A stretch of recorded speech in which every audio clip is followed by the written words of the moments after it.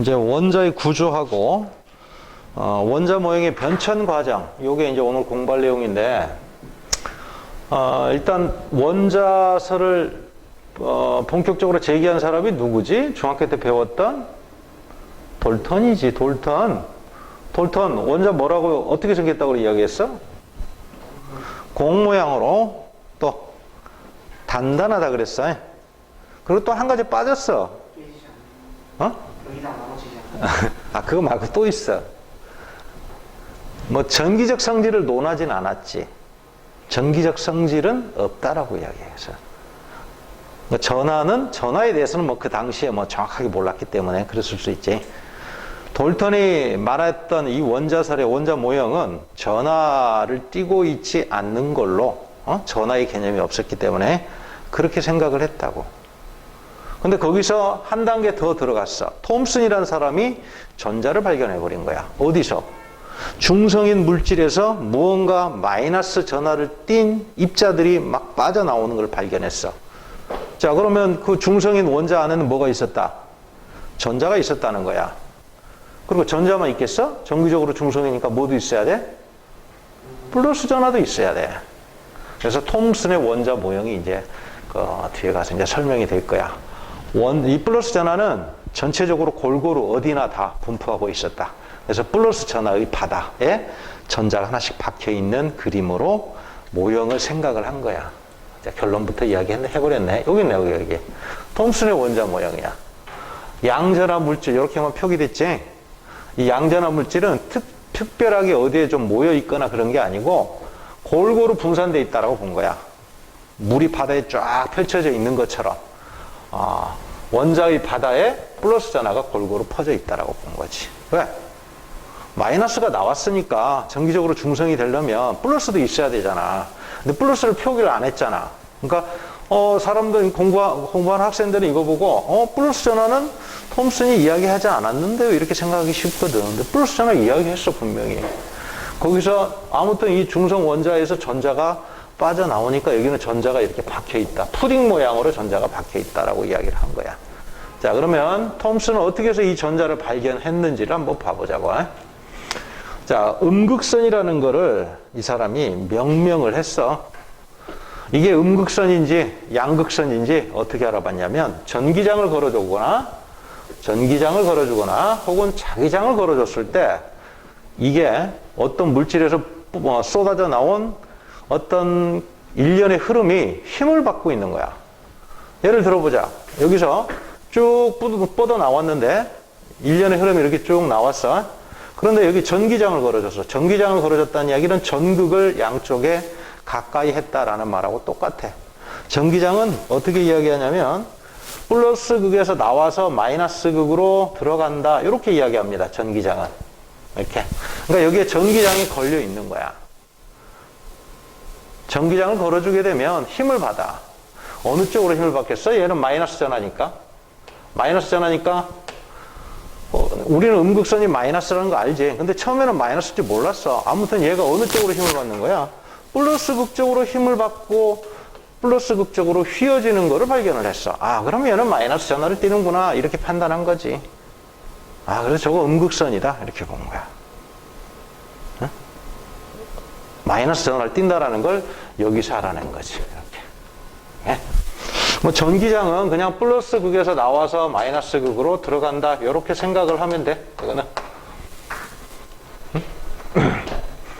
그 다음에 자기장을 걸어줬어. 자기장은 N극에서 나와서 S극으로 들어간다. 뭐 이것도 다 알지? 그러면 얘가 또 자기장 속에서도 힘을 받아. 자, 얘가 마이너스 전하인 줄을 아니까 우리는 마이너스 전하의 움직임이 전류의 방향과 무슨 방향? 반대 방향이다. 이렇게 배웠잖아. 전자의 흐름은 전류 방향과 반대. 그럼 여기서 전자가 만약 이쪽으로 이렇게 이동을 한다면 전류는 어떻게 흐르는 효과가 생겨? 반대로 이렇게 흐르는 효과가 생기겠지? 전류는 반대쪽으로 이렇게. 그죠?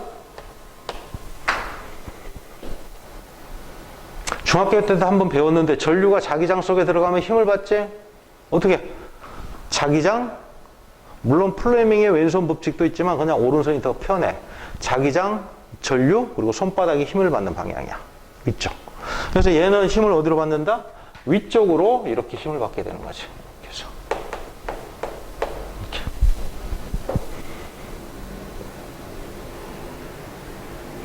이렇게. 얘가 이쪽으로 분명히 이동을 하고 있는데 힘을 위쪽으로 받았다는 이야기는 힘을 위쪽으로 받았다는 이야기는 이렇게 되네. 전류의 흐름이 얘 움직임과 반대 방향으로 형성됐다는 걸 의미하거든. 그럼 얘는 전류 흐름은 반대 방향으로 이동을 하는 거니까 그럼 얘는 마이너스 전하다 이렇게 판단할 수 있는 거야. 역시 자기장을 걸어줘서 이 전하의 부호를 또 알아낼 수 있는 거지. 두 가지 방법 다 사용을 한 거지. 아무튼 이거는 마이너스 전하의 일련의 흐름이다. 마이너스 전하의 흐름이다 이렇게 보고 이 마이너스 전하가 알고 봤더니 이 마이너스 전하가 뭐였다? 바로 전자였다. 그래서 전자의 흐름이야, 음극선이라는 거. 그래서 요 마이너스 전하는 전자다, 전자. 이렇게 보면 됩니다. 글자가 좀 이상하네. 마이너스 전하의 흐름을 음극선이라고 보는 거고, 마이너스 전하가 흐름이 생기니까 음극선이다라고 본 거고, 이 실체는 전자였던 거지. 됐죠? 자, 그 다음에 그 이후에 또 밀리컨이라는 사람이 이 전자의 전하량을 계산을 해버렸어. 아주 작은 전하량이지. 10의 마이너스 19승이야. 이걸 계산을 해버린 거야. 자, 1.6 곱하기 10의 마이너스 19승. 이걸 엘레멘터리해서 2라는 문자로 쓰고 전자 한 개의 전하량을 뜻하는 거야. 그런데 이거는 전자하고 양성자하고 전하량이 똑같다는 거 배웠지? 이거는 양성자 한 개의 전하량이기도 해. 이거는. 양성자 한 개의 전하량이야. 이걸 왜 기본 전하량이라고 하냐면 이건 기본 전하량 그래. 외우면 돼 그냥 이거. 이거는 주로 화학 시간에 많이 응용이 되지. 기본 전하량 이렇게 됩니다. 2라는 문자로 쓰고 세상에 존재하는 전하량 Q는 이미 전하량 Q는 어떻게 계산이 되냐면 전하량은 바로 기본 전하량의 정수배로 항상 표기가 돼. 요거는 정수. 왜 기본 전하량의 정수배로 계산이 될까? 예를 들어볼까? 헬륨 핵의 전하량은 얼마나 되지? 헬륨 핵. 양성자 2개니까. 요거의 2배가 되는 거지? N값이 2가 되는 거지? 그러면 탄소 핵은 양성자 6개잖아. 그럼 여기 N값이 얼마가 들어가면 돼? 6이 들어가면 된다고. 그러니까 양성자는 쪼개지지 않는다라고 본 거야. 그리고 전자도 쪼개지지 않는다라고 본 거고. 전자가 반으로 딱 쪼개지면 그 반 쪼개진 전하량의 요거 기본 전하량이 딱 절반이 되겠지? 그죠? 그러니까 이거는 자연계에 존재하는 최소의 전하량이라고 본 거지. 그 당시의 과학 기술로. 근데 현재는 또 쿼크라는 게 또 발견이 돼서 쿼크의 전하량은 또 요게 3분의 1이다 이렇게 이야기하죠.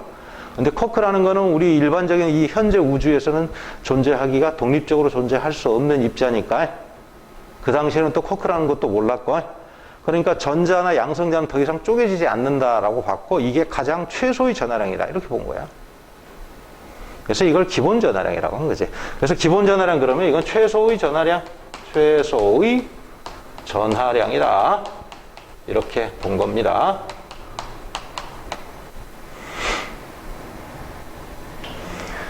자, 이렇게 해서 이제 전자를 발견해서 어쨌건 이 전자는 전하가 없는 중성인 원자 상태에서 뻗어 나왔으니까 원자에는 알고 봤더니 이렇게 마이너스 전하가 있더라. 근데 정기적으로 외관상 중성이니까 플러스 전하도 여기저기 그 밑에다 써놔. 표계도. 여기저기 골고루 분포한다라고 본 거지. 이렇게. 그래서 플러스 전하는 골고루 분포한다. 이렇게 본 거야. 표현 안 했지만 저렇게 봐야 돼. 그래야 러더퍼드의 원자 모형이 의미가 이해가 가지. 톰슨의 원자 모형은 어떻게 봤어? 전자가 중요한 게 아니야. 여기서는 이제 플러스 전하가 여기저기 흩어져 있다라고 봤어. 플러스 전하가 여기저기 흩어져 있다라고 봤는데 그 이후에 러더퍼드라는 사람이 실험을 해서 알파 입자 산란 실험을 통해서 플러스 전하는 여기저기 흩어져 있는 게 아니라 가운데 모여 있더라. 그 가운데 모여 있는 게 원자 핵이다 이렇게 본 거야. 그게 러더퍼드의 알파 입자 산란 실험. 알파 입자라는 게 뭔가를 알아야 돼. 그러려면 알파 입자가 뭘까? 재원 뭐야 알파 입자가? 어? 화학 시간에도 나오잖아. 헬륨 원자핵을 알파 입자라고 합니다. 그래서 헬륨 원자핵이야. 예? 애워도. 베타 입자는 뭐야 그럼? 베타 입자. 전자를 베타 입자라 그래. 뭐 여기서 나오진 않기 때문에 그냥 여담으로 이야기한 거. 자, 알파 입자는 헬륨 원자핵이야. 그러면 이 알파 입자는 질량이 클까 작을까? 기준 전자에 비해서 상당히 크지. 얼마나? 전자 한 개의 질량은 양성자의 1840분의 1이야. 양성자 한 개, 중성자 한 개 질량의. 근데 얘는 양성자, 중성자 합쳐서 몇 개로 돼 있다? 4개로 돼 있지. 그러면 전자에 비해서 4 곱하기 1840. 이제 약 7000배 가량이 큰 거지. 전자 한 개의 질량의 7000배 정도라고. 여기에다 금이라는 원소를 얇게 펴가지고 막 두드려서 얇게 만들었어. 금속은 이렇게 변형이 쉽지. 그래서 여기에다 입사를 시켜봤어. 입사를 시켜봤더니 대부분은 그대로 통과했어. 대부분은 그대로 통과를 했는데 극히 일부분은 반대로 튕겨져 나가거나 아니면 꺾이거나 이런 식으로 경로가 바뀌더래. 대부분은 통과를 했고 일부분만 이렇게 산란이 일어났습니다. 일부분만 산란이 일어났어. 그럼 대부분은 통과를 한 이유가 뭘까?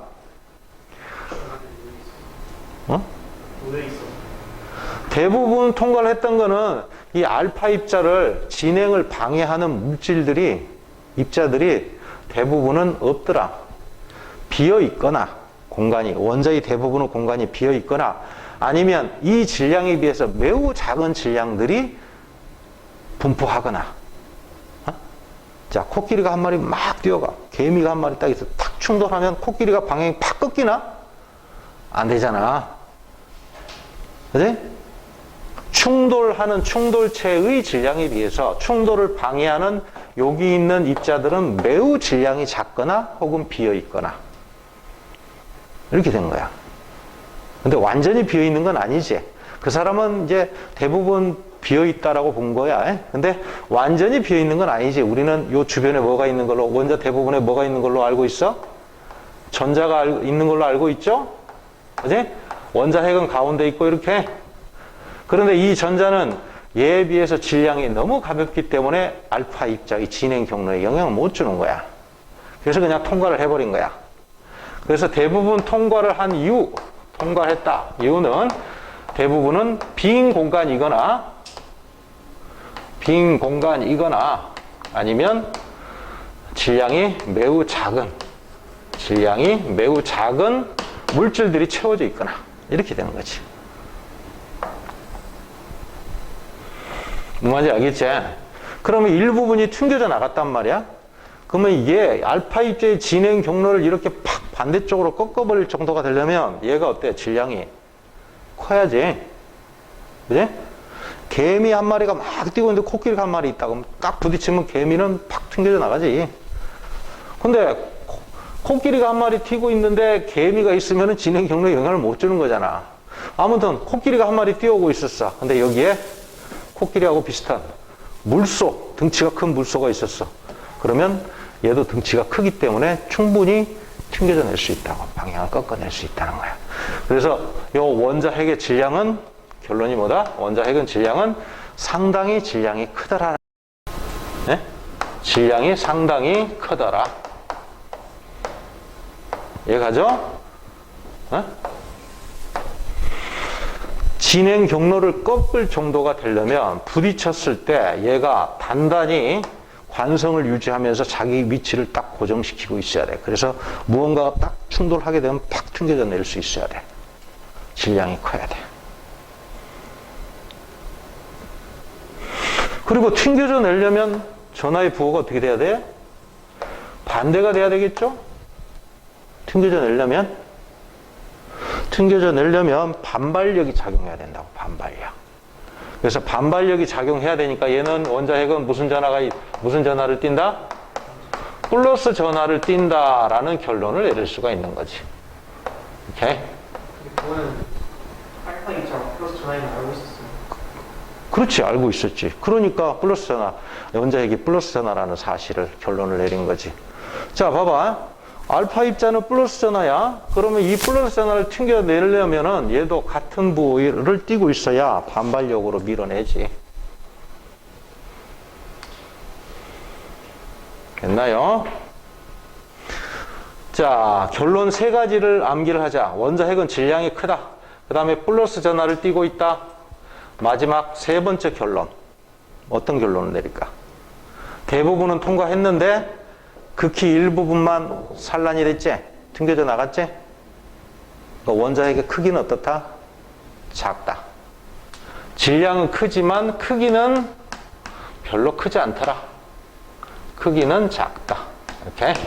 그래서 요게 세 번째 결론이 되는 거다.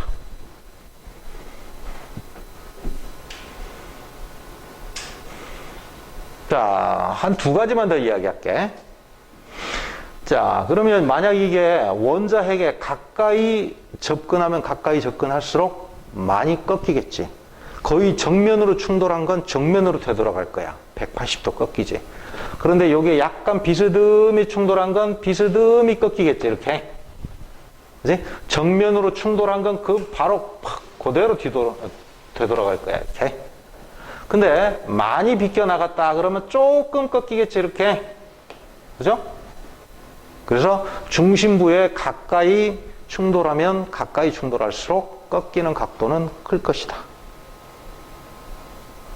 자, 또 만약에 러더퍼드 모형이 러더퍼드 실험이 톰슨의 원자 모형을 적용하면 어떻게 될까? 톰슨의 원자 모형을 적용하면 플러스 마이너스 전하가 막 골고루 흩어져 있잖아. 질량이 어느 한 군데에 밀집이 안 돼 있잖아. 그러니까 모두 다 그대로 직진해 버리겠지? 질량이 다 분산돼 있으니까. 그러니까 어느 공간으로 들어가도 그 부분에 질량이 큰 부분이 없으니까. 얘는 근데 질량이 상당히 크단 말이야. 그러니까 다 그대로 통과를 해버릴 거야. 근데 얘는 러더퍼드는 질량이 집중된 부분이 따로 존재했기 때문에 이 부분에서 충돌한 게 산란이 일어난 거지.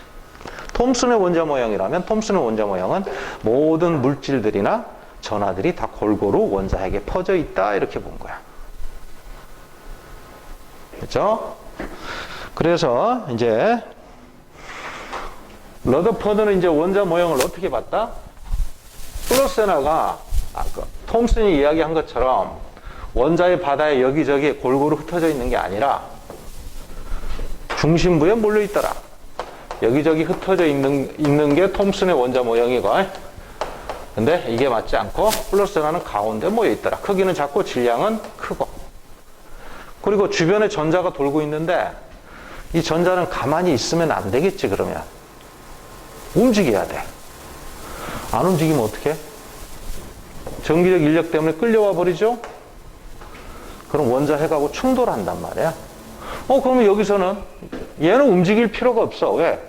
골고루 분포하고 있기 때문에 얘는 어느 쪽으로나 힘을 다 받아. 주변에 있는 플러스 전하로부터. 이렇게 다 받기 때문에 그냥 고정돼, 힘이 평형된 상태로 딱 고정돼 있으면 돼. 그러니까 움직일 필요가 없는 거야. 여기는 마이너스 전하가, 전자가. 근데 얘는 플러스 전하가 다 가운데 몰려있기 때문에 힘을 한 방향으로만 받거든. 그러니까 움직이지 않는다면 그대로 끌려와 버리지. 자, 지구가 회전 운동을 안 한다면 어떻게 해? 태양에 끌려가 버리죠? 달도 회전 운동을 안 하면 지구에 끌려와 버리잖아. 안 끌려오려면 회전을 해야 돼, 회전.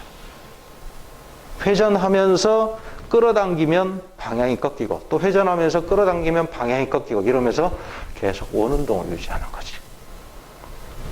네? 이 회전 운동을 가능하게 하는 구심력이 뭐다? 여기서는 전기력이다. 이렇게 보는 거죠. 전기력에 의해서 얘가 원운동을 할 수 있다. 이게 뭐지? 이건 조금 이따 또 자세히 이야기할게. 자, 그 다음에 이 사람조차도 마이너스 전화인 전자에 대해서는 특별하게 언급을 안 했는데 플러스 전화가 가운데 있다는 사실만 이 사람은 집중적으로 이야기를 했지. 전자에 대해서는 전자의 분포에 대해서는 크게 신경 안 써서 그냥 골고루 분포합니다. 어디나. 톰슨하고 비슷한 생각을 한 거야. 전자의 분포는. 여기저기 전자는 이렇게 다 아무 데서나 다 돌 수 있다. 이렇게 본 거지. 그런데 시간이 조금 더 지나서 보어라는 사람이 뭘 발견했어? 수소의 선 스펙트럼을 발견을 했지. 수소의 스펙트럼이 연속적인 스펙트럼이 아니라 불연속적인 선 스펙트럼이 나오더라. 스펙트럼이라는 건 전자가 이동하면서 에너지 크기가 달라지니까 방출 또는 흡수하는 건데 이게 연속적인 값이 아니라는 거는 전자의 위치가 연속적이 아니라는 거지. 그래서 불연속적인 전자의 분포를 이야기를 했죠.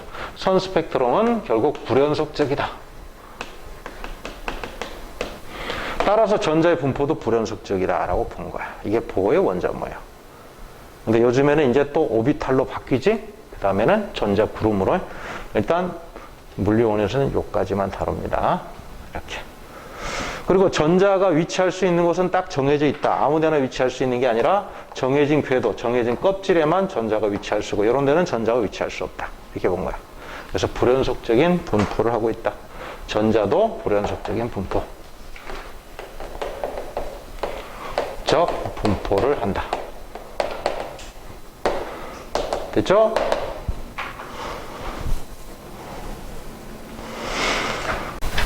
문제 몇 개 풀고 가자고.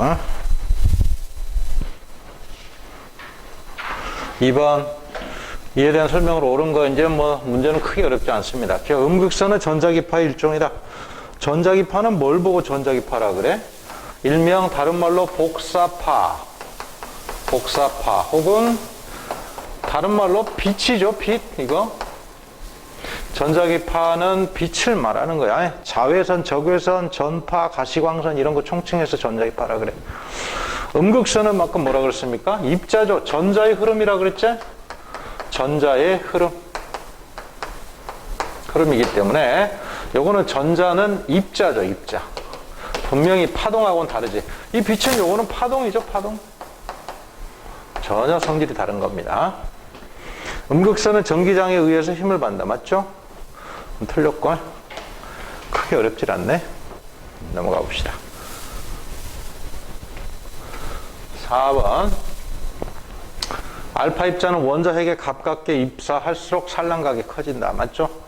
정면 충돌한 거는 그대로 180도 방향을 바꿔서 되돌아가 버리겠지.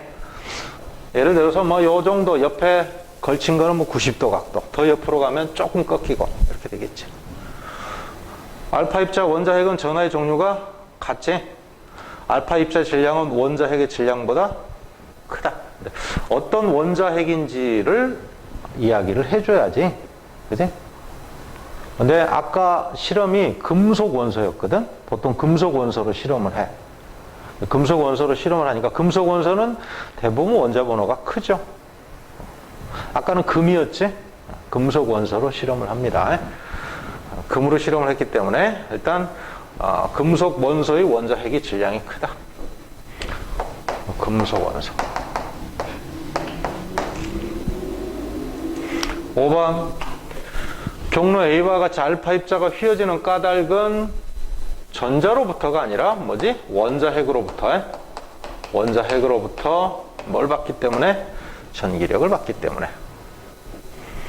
니은 아까 이야기했던 거네. 톰슨의 원자 모형이 옳다면 톰슨은 플러스든 마이너스든 어느 한 군데 집중되어 있는 게 아니라 골고루 퍼진다 그랬어. 전하만 골고루 퍼지겠어? 그러면 질량도 골고루 퍼지겠죠? 그러면 어느 한 군데 질량이 모이지 않기 때문에 각 일부분의 부분의 질량은 작을 거야. 그럼 알파 입자는 질량이 큰 편이니까 그대로 밀고 가버리겠지? 그렇다면 이동 경로는 B가 될 것이다. 맞죠? 즉 C와 같은 경로로 진행한 알파 입자가 적은 까닭은 극히 일부분이라 그랬죠. 이게 산란이 크게 되는 거네. 내부는 거의 비어있고 중심에 플러스 전하가 부피가 작은 채로 모여있기 때문이다. 부피가 작은 채로 모여 있기 때문이다. 됐나요? 9번 가나다의 공통점으로 옳은 것만을 보기에서 있는 대로 고르시오. 그러네. 가나다의 공통점. 전자는 마이너스 전하를 띈다. 이건 공통점이네. 원자의 중심에는 원자 핵이 존재한다. 이거는 다나 가만 해당되는 거지. 그러니까 원자는 정기적으로 중성이다. 플러스 마이너스 전하가 다 골고루 분포하는 걸로 이야기를 했어. 골고루가 아니라 아무튼 플러스 마이너스 전하가 다 분포하는 걸로. 그러니까 톰슨의 원자 모형에서는 플러스 전하를 표기를 안 해줬는데 원래 표기를 해줘야 정확한 거야. 이렇게 표기를 해주면 정확한 거야. 이렇게 해줘야 돼. 안 해주면은 문제 오해의 소지가 있죠. 플러스가 없는데요. 이러면 그럼 마이너스인데요. 전체적으로 이럴 수도 있지.